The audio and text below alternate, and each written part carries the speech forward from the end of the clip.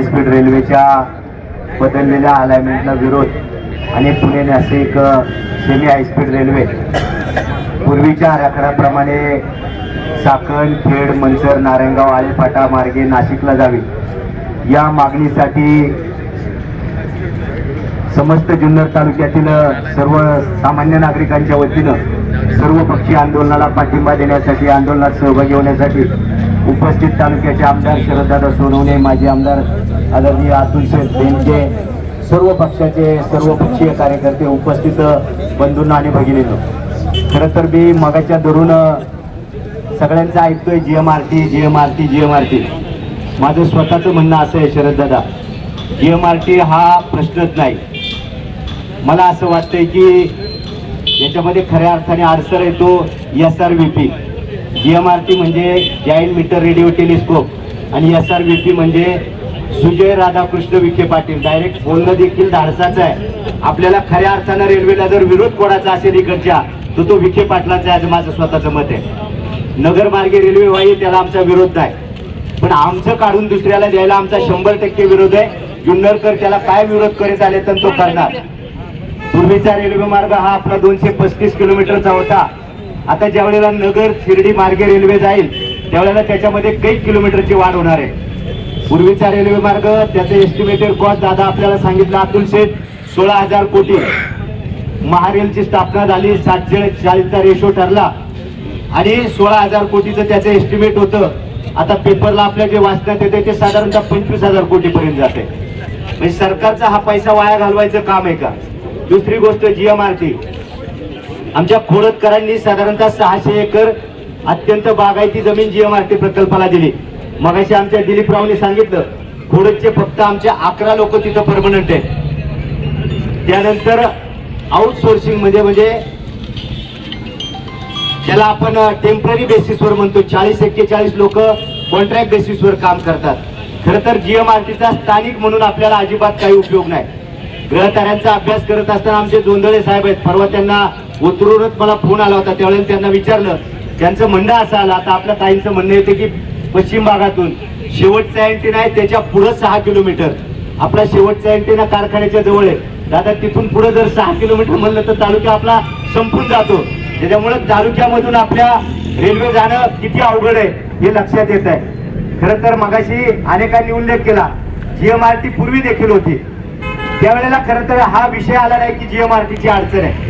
आता हा विषय काय निर्माण झालाय तर मगाशी जे म्हणालो काहींच्या राजकीय इच्छा. शिर्डी हे आपल्या सगळ्यांचं साईबाबा आहे, आपल्या सगळ्यांचं दैवत आहे.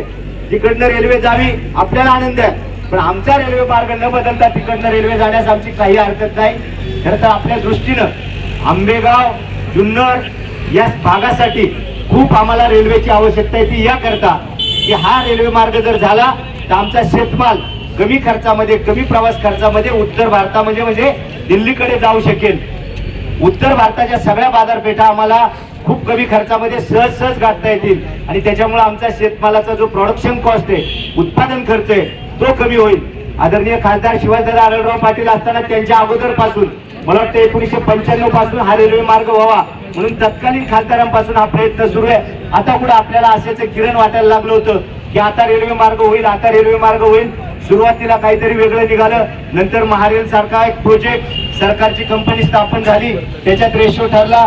त्याच्यानंतर आदरणीय डॉक्टर अमोल कोल्हे साहेब खासदार झाले, त्यांनी देखील यासाठी प्रयत्न केला आणि कालच्या अधिवेशनात रेल्वे मंत्री अश्विनी वैष्णव यांनी सांगितलं की हा रेल्वे मार्ग नगर मार्गे जातोय. हे आपण काय पाप केले का?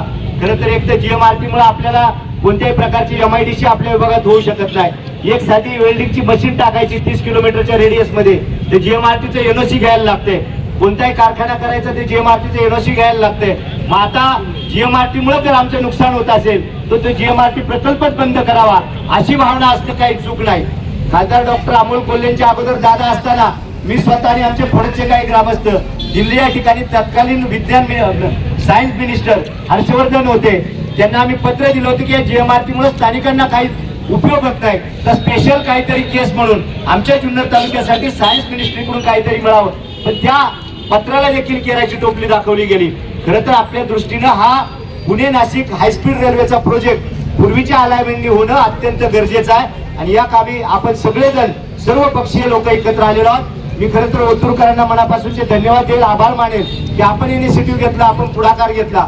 पण दादा, अतुल शेठ आणि सगळ्या पक्षाच्या, मनसेचे आमचे सगळे सहकार्य, सगळ्या पक्षाच्या माझ्या नेत्यांना विनंती आहे, पुणे नाशिक रेल्वे जर आमच्या इथून जाणार नसेल तर माझं स्वतःचं मत आहे की आहे तो पुणे नाशिक महामार्ग देखील आम्ही बंद करून टाकू आणि त्याही गाड्या आमच्याकडून जाऊ देऊ नका. असा कोणता तरी एखादा आपण प्रश्न आकाशी घेतल्याशिवाय हा मार्ग मार्गी लागणार नाही. माझी आपल्याला सगळ्यांना विनंती आहे, एक सर्वपक्षीय पुन्हा एकदा बैठक घेऊ दादा आणि पुणे नाशिक महामार्गासाठी आळेपाट्यावरती एक मोठं जन आंदोलन आपल्याला उभं करावं लागेल. दिवसभर तो महामार्ग बंद ठेवावा लागेल. खरं तर रेल्वे मार्गाला किती जागा जाते, मला वाटतं इकडून तिकडून 100 फुटाची जागा 2 ट्रॅकला लागेल. तुम्ही समृद्धी महामार्गासारखा एक नवीन महामार्ग, औद्योगिक महामार्ग न्यायला बघताय आपल्या पूर्व भागातून, द्रुतगती महामार्ग, त्याला कमीत कमी 300 फूट जागा जाणार आहे.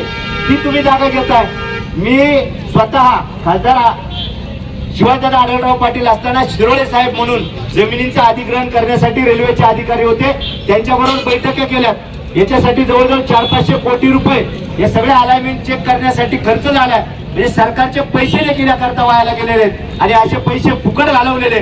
तुमच्या आमच्या करोडोपती पैसा फुकट घालवणं हे योग्य नाही. म्हणून सरकारला या निमित्तानं मी शिवसेना पक्ष संघटनेच्या वतीनं तालुक्यातील सर्व मायबाप जनतेच्या वतीनं सरकारला आव्हान आहे, सरकारला आमची चेतावणी आहे, कोणत्याही परिस्थितीत हा रेल्वे मार्ग हा नेहमीच्या मार्गाने म्हणजे आमच्या चाकण, खेळ, मंचर, नारायणगाव, आळेफाटा या मार्गे जावा, अशा प्रकारचं सरकारला आवाहन करतो. पुन्हा एकदा या निर्णयाला मी निर्णयाचा जाहीरपणाने निषेध करतो. धन्यवाद. जय जय महाराष्ट्र, जय गुरुदेव.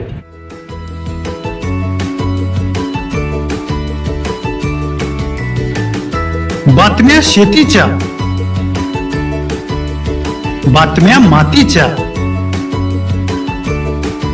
बातम्या अन्यायाच्या, गुन्हेगारीच्या,